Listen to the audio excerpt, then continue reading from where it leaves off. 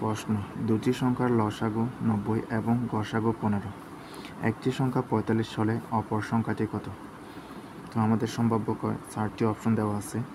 এই প্রশ্নগুলো হচ্ছে যে প্রায় জব পরীক্ষায় দেওয়া থাকে, লসাগু আর গসাগুর অঙ্ক। তো আমাদের আসলে কীভাবে আমরা অপর সংখ্যাটা বের করব?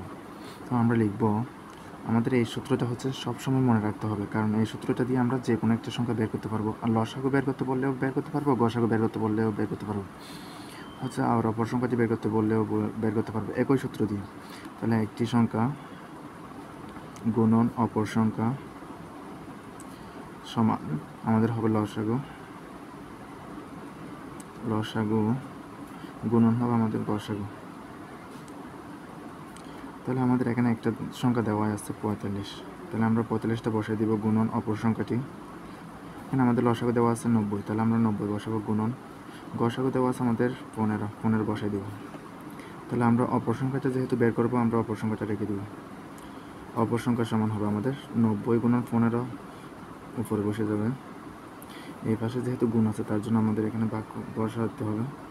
তাহলে আমরা 15 দ্বারা যদি 45 কাটি, 3 15 45, 3 দ্বারা যদি 90 কাটি, 3 30 90, তাহলে আমাদের হয় 90, 3 30 90, তাহলে অপর সংখ্যাটি হবে 30। তাহলে উত্তর হবে 30।